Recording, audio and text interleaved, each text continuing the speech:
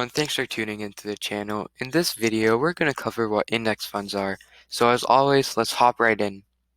So in this video, we're going to cover what an index fund is, how they're managed, and the advantages and disadvantages of using an index fund.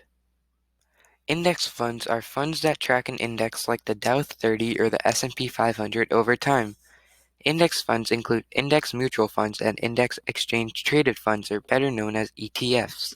Index funds are a form of passive fund management. Instead of a portfolio manager actively picking stocks and timing the market, which is choosing securities to invest in and buying and selling them at an undervalued cost, the fund manager builds a portfolio whose holdings reflect the securities of a particular index. The idea is that by mimicking the profile of the index, the fund will match its performance as well. These index funds are mostly based on one of these indexes, the S&P 500, which is a market cap of the 500 largest U.S. publicly traded companies, Dow Jones, which includes 30 blue chip stocks.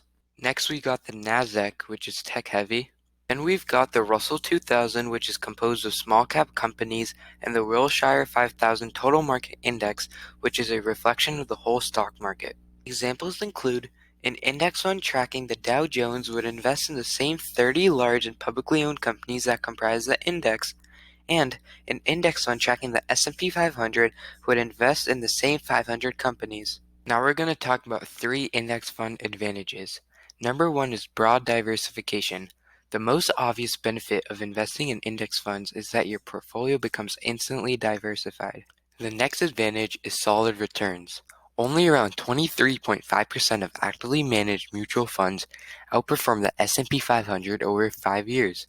Index funds have generally high returns and low costs, which make them an excellent value for investors trying to keep expenses low and profits high, which is perfect for anyone. The final advantage we're going to talk about is low expenses. The low costs of index funds are a function of their passive management. When managers are not spending their time and money researching for their portfolio, the costs in managing the fund are much lower than that of actively managed funds. These savings are then given to the investor. Keeping low costs are a major advantage of index funds compared to actively managed funds. Now we're going to talk about some of the disadvantages of index funds. The first one is less flexibility. Index funds are passively managed and follow an index, so they are less flexible compared to an actively managed fund, which can find better performing options. Now we're going to talk about the final disadvantage of index funds, which is no big gains. An index fund does not carry the potential to outpace the market the way that managed funds can. This means that if you invest in an index fund, you are giving up the possibility of a big gain. The top performing non-index funds usually perform better than the best index funds. Now I'm just going to list a couple popular index funds which you might already know about. The first one is Vanguard S&P 500 ETF, ticker symbol VOO, and the next one is SPDR S&P 500 ETF, ticker symbol SPY.